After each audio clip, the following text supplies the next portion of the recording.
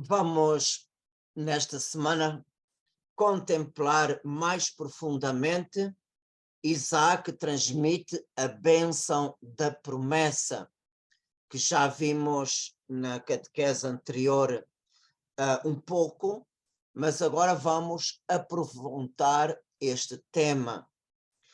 E vamos começar com o capítulo 25, versículos 19 a 26. Diz a Escritura: Isaac implorou a Yahvé por sua mulher, porque ela era estéril. Yahvé o ouviu e sua mulher Rebeca ficou grávida.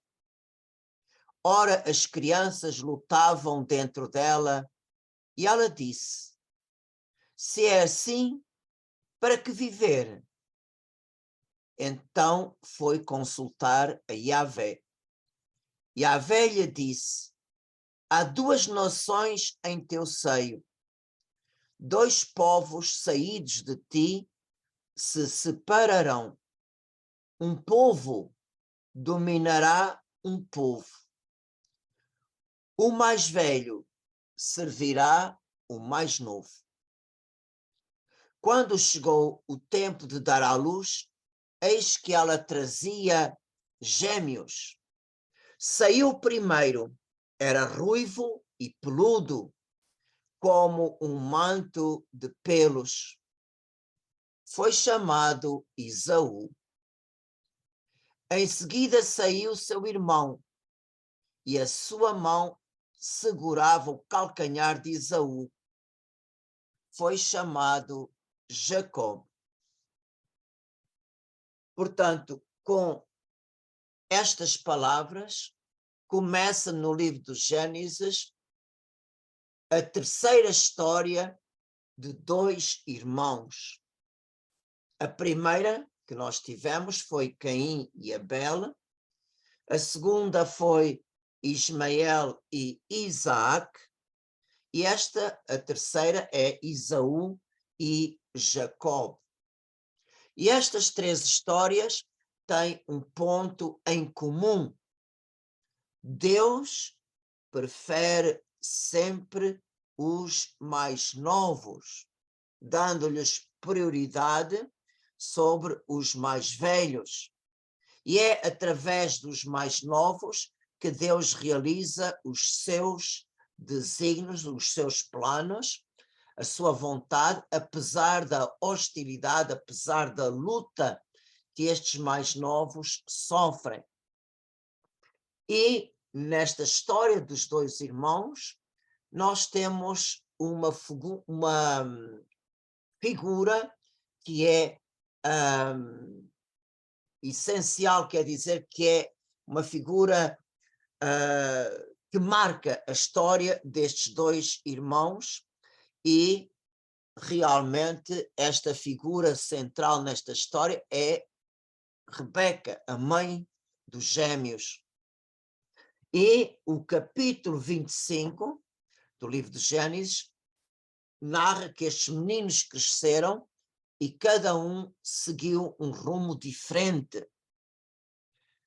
Diz-nos os versículos 27 e 28, os meninos cresceram, Esaú tornou-se um hábil caçador, correndo a estepe, e Jacó era um homem tranquilo, morando sob tendas. Isaac preferia Esaú porque apreciava a caça, mas Rebeca preferia Jacó. E nós podemos perguntar por que é que Jacó era o preferido de sua mãe. Portanto, nós podemos olhar isto para as nossas famílias. Não é que a mãe goste mais um do outro, mas podemos dizer qual é o filho que recebe mais beijos. É aquele que está mais próximo. E, portanto, Rebeca preferia Jacob porque ele era o filho que passava mais tempo com seus pais. Era um rapaz, um jovem de índole pacífico. e por isso era mais obediente à sua mãe e escutava os seus conselhos e nunca andava longe da sua mãe. E foi graças a isto que Jacob conseguiu a bênção do seu pai, apesar de ele não ter direito. Ao passo que Esaú já era de uma índole diferente. Ele era uma pessoa que não seguia lá muito os preceitos de seus pais, que adoravam o Deus vivo e verdadeiro que se tinha revelado a Abraão e a Isaac, e vemos que tanto Isaac como Abraão casaram-se com mulheres dentro da sua família. Como Esaú era um homem que andava sempre por fora, claro que ele teve conhecimentos com os povos de Canaã, que eram povos idólatras, e contra a vontade de seus pais, ele escolheu para mulheres, as duas primeiras mulheres dele, ele escolheu duas mulheres hititas. E isto causou uma grande amargura a seus pais. E vemos que também Esaú não dava grande apreço à sua primogenitura, não dava grande apreço dele ser o filho mais velho. Está narrado no mesmo capítulo 25 de Gênesis, que um dia Esaú teve fome e Jacó cozinhava, Jacó tinha pronto pão caseiro e um guisado de lentilhas. E como Esaú estava com fome, pediu ao irmão a comida. Ele disse, eu só te darei a comida se tu me dás o teu direito de primogênito sob juramento. E Esaú deu, sem se importar com nada, o que ele queria era encher a barriguinha.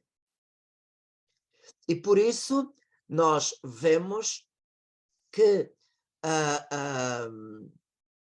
por causa destes comportamentos, Esaú realmente não prezava os ensinos de seus pais. E na ocasião, quando Esaú estava cheio de raiva contra o seu irmão por ter recebido a bênção, e os pais mandaram Jacó para a casa do irmão de sua mãe Labão, e, portanto, Jacó escapou às mãos do seu irmão, ele toma uma terceira esposa, não dentro da sua família direta, mas foi tomar por terceira esposa uma filha do seu tio Ismael. Portanto, nós vemos que realmente Esaú não andava, desculpem a minha linguagem, mas não andava muito na linha. E, portanto, foi graças à esperteza, à astúcia de Rebeca, que Jacob recebeu a bênção que pertencia a seu irmão Esaú. A Sagrada Escritura narra-nos este acontecimento no capítulo 27. Isaac, com o decorrer dos anos, ao avançar a sua idade, ele foi perdendo a vista. E Isaac, pensando que estava no fim da sua vida, chamou o seu filho Esaú e disse: vai à caça, prepara-me um prato da maneira que eu gosto e depois vem servir-me e eu te darei a bênção. Quando Esaú saiu para a caça, Rebeca chamou Jacob e disse-lhe: vai ao rebanho e traz-me 2 belos cabritos. E preparei para o teu pai um bom prato, como ele gosta. Tu o apresentarás a teu pai e ele comerá, a fim de que te abençoe antes de morrer. Jacob disse à sua mãe: vê, meu irmão Esaú é peludo e eu tenho a pele muito lisa. Talvez meu pai me apalpe, verá que zombei dele e atrairei sobre mim a maldição em lugar da bênção. Mas a sua mãe respondeu: caia sobre mim sua maldição, meu filho. Obedece-me, vai e traz-me os cabritos. Ele foi buscar e os trouxe para a sua mãe, que preparou um belo prato a gosto de seu pai. Rebeca tomou as mais belas roupas de Esaú, seu filho mais velho, que tinha em casa, e com elas revestiu Jacob, seu filho mais novo. Com a pele dos cabritos, ela lhe cobriu os braços e a parte lisa do pescoço. E realmente, Isaac ficou confundido. Pela voz, era o seu filho Jacob, mas Esaú pediu ao seu filho que se aproximasse, e quando ele o abraçou e beijou, sentiu o cheiro da roupa de Esaú, e ao tocar-lhe nos braços e no pescoço, sentiu os pelos das peles, e realmente ficou convencido que era Esaú, e abençoou dizendo, vemos isto nos versículos 27 a 29 do capítulo 29, sim, o odor de meu filho é como o odor de um campo fértil que Yahvé abençoou. Que Deus te dê o orvalho do céu. O que é o orvalho do céu? O orvalho do céu significa que Deus te dê sempre as chuvas, porque vocês sabem, se sem água não há vida, sem a chuva os campos não produzem. Portanto, em primeiro lugar, deu-lhe como bênção as chuvas e as gorduras da terra. O que é as gorduras da terra? É que os teus rebanhos sejam animais gordos, saudáveis, robustos. E também trigo e vinho em abundância. Portanto, nós temos aqui a bênção das chuvas, a multiplicação dos rebanhos e uma terra que produza o sustento para ele todos os dias da sua vida. Que os povos te sirvam, que as nações se prostrem diante de ti. Sê um senhor para os teus irmãos, que se prostrem diante de ti os filhos de tua mãe. Maldito seja quem te amaldiçoar, bendito seja quem te abençoar. Portanto, Jacob recebeu a bênção do seu pai com as promessas que Deus tinha dado a Abraão. Quando Jacob saiu, o seu irmão entrou com a caça preparada e pediu que o abençoasse. Isaac realmente ficou perturbado ao compreender que tinha sido confundido e que realmente deu a bênção a Jacob. Mas é interessante que ele não levou a palavra atrás. E ele viu neste engano a providência de Deus. Se Jacob é mais fiel aos preceitos do Senhor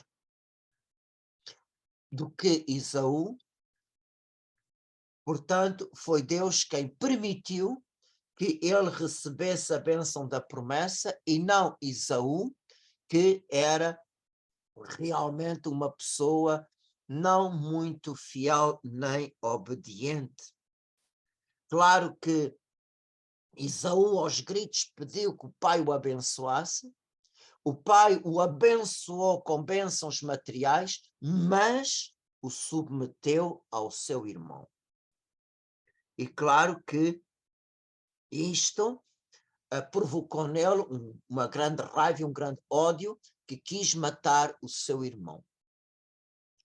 Quando foram dizer a Rebeca o que Esaú queria, aí Rebeca mandou o seu filho Jacob fugir dali e que ele fosse para a casa do seu tio, do irmão de sua mãe, e aí ficasse até que a ira de Esaú passasse, e então ela o mandaria chamar de volta.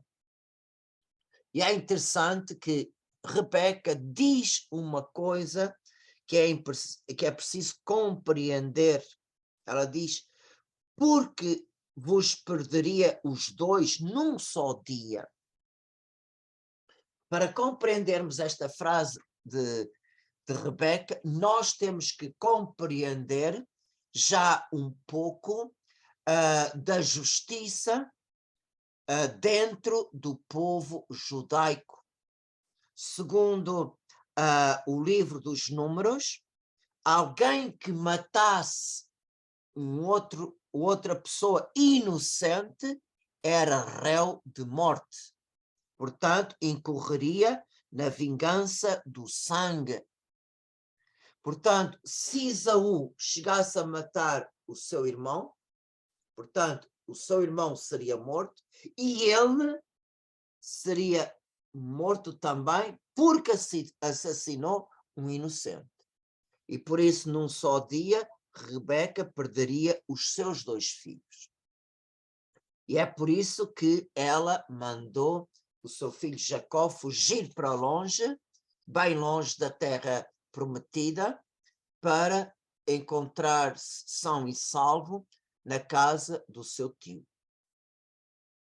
Portanto, esta é a história dos 2 irmãos e da bênção, e é interessante que, segundo a tradição da Igreja, os santos padres e doutores da Igreja comentaram esta história de Esaú e Jacó, principalmente, por exemplo, Santo Ambrósio, também São Bernardo e Santo Antonino. E é interessante que estes grandes santos e doutores da Igreja, eles veem Jacob como um pré-anúncio de Jesus Cristo, e também veem Jacob como uma imagem dos filhos do reino, ao passo que Esaú, os santos padres veem Esaú como uma imagem daqueles que seguem um caminho que pode conduzir à perdição se não houver conversão nem mudança de vida.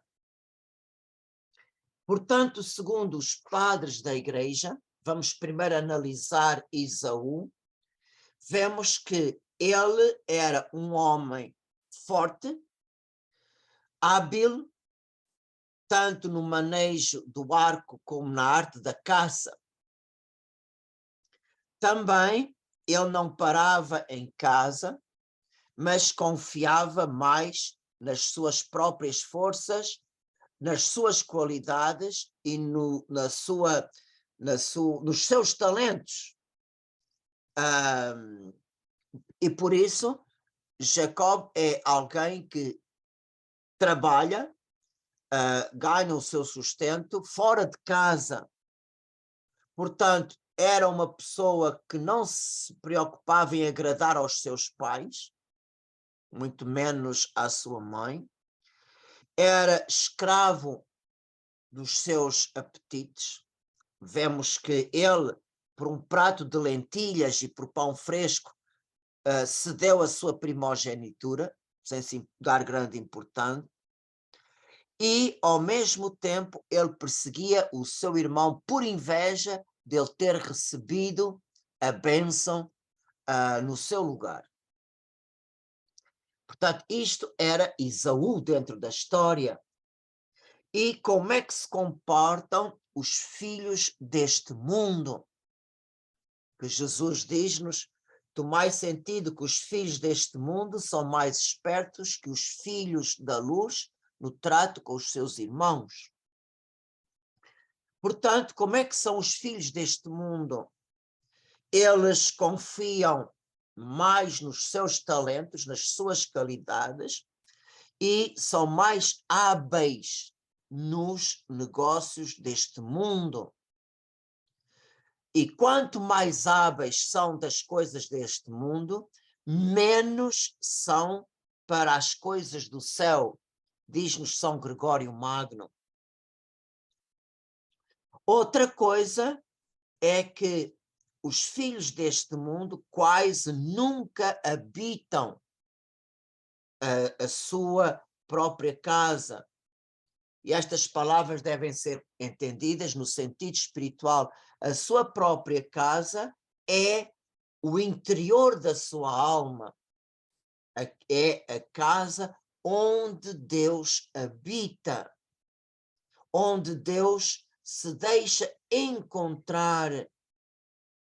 E por isso os filhos deste mundo não gostam do silêncio, não gostam do recolhimento, não gostam de falar com Deus no interior da sua alma.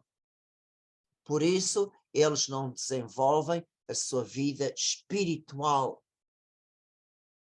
Também os filhos deste mundo fazem pouco caso de sua mãe, isto é, de Maria Santíssima, mãe dos filhos do reino.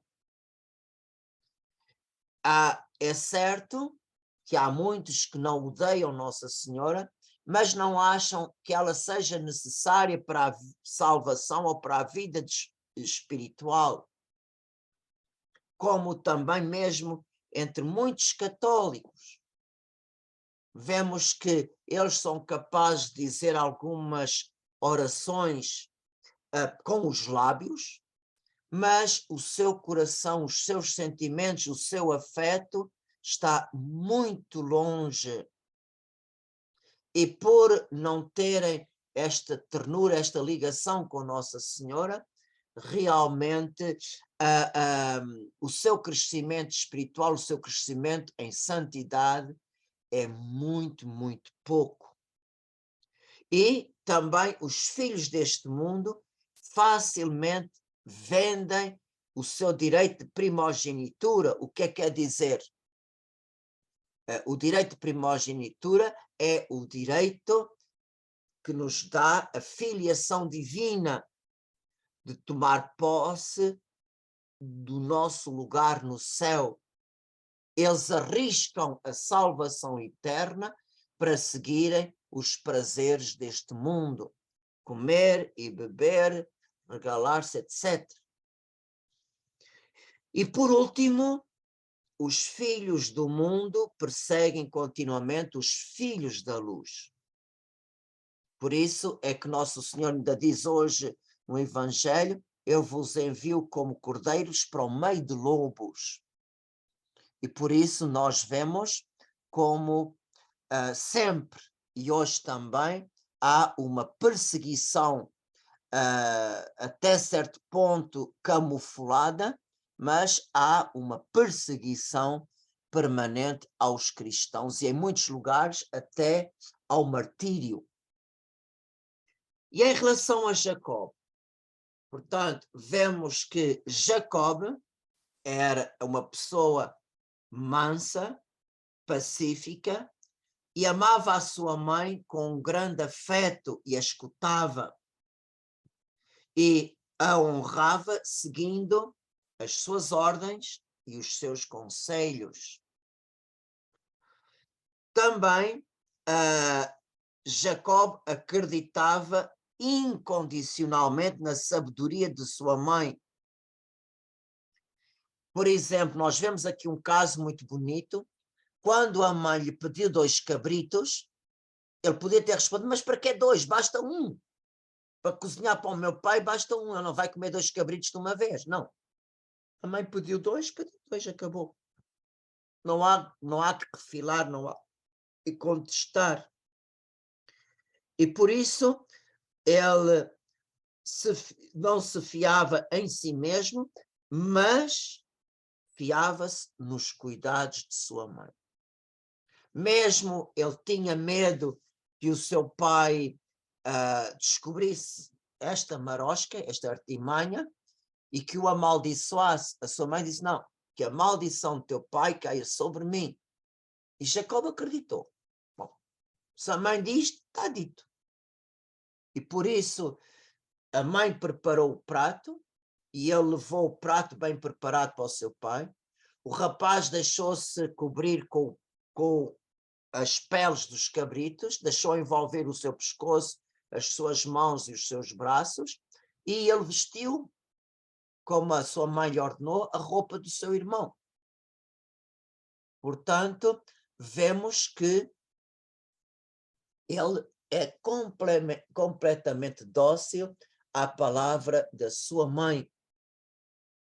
E o facto de Jacob ficar mais tempo em casa, o que é que ele ganhou com isto?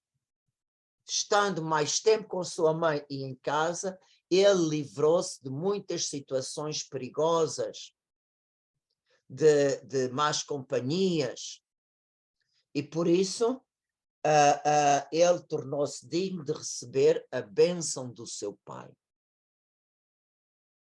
E uma coisa muito interessante é esta: se nós contemplarmos a vida dos santos, nos 2000 anos de história da Igreja, vemos que cada santo está mais ou menos ligado a Nossa Senhora.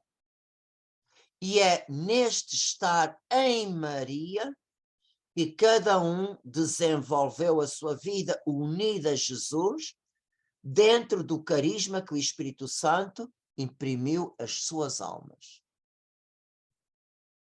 Portanto, nós vemos que Maria Santíssima é essencial na formação dos santos, na imitação de Cristo.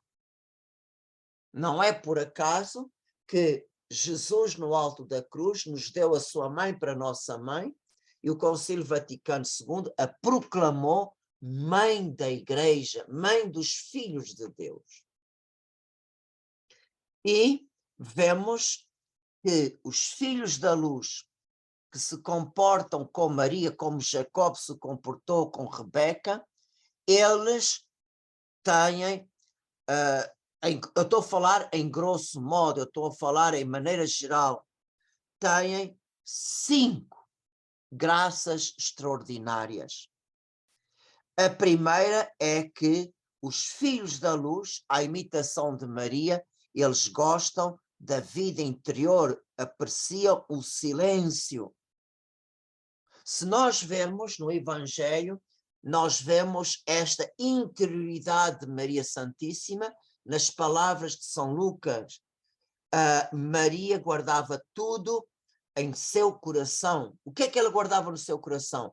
Todos os acontecimentos, todas as palavras, tudo o que se referia ao seu filho. Portanto, Maria permanentemente estava, o seu olhar estava voltado para o seu coração, para o seu interior. Também os filhos da luz, que à imitação de Maria se voltam para a sua morada interior, onde Deus está, e vocês sabem, onde Deus está, a mãe está também. E a mãe do céu na nossa alma sempre, sempre, sempre está repetindo: fazei tudo o que ele vos disser. Mesmo aquelas pessoas que têm uma vida mais ativa, vocês sabem que uma mãe de família, uma avó, não para. Não para. Uma mãe tem sempre que fazer. Mas é interessante que mesmo nas atividades, as pessoas, com a ajuda de Maria, procuram sempre fazer a vontade de Deus. Esta é a primeira graça. Segunda, os filhos que honram verdadeiramente Nossa Senhora como sua mãe, quer dizer, a honram não só com os lábios, mas a amam do fundo do seu coração, seguem os seus conselhos. Portanto, vemos que Jacob deu à sua mãe Rebeca 2 cabritos. Os filhos da luz dão à Mãe do Céu, não 2 cabritos, mas dão a ela o seu corpo e a sua alma.